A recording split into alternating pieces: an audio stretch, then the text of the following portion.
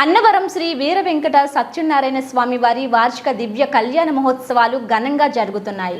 శ్రీ పుష్పయోగ కార్యక్రమాన్ని అత్యంత వైభవంగా నిర్వహించారు.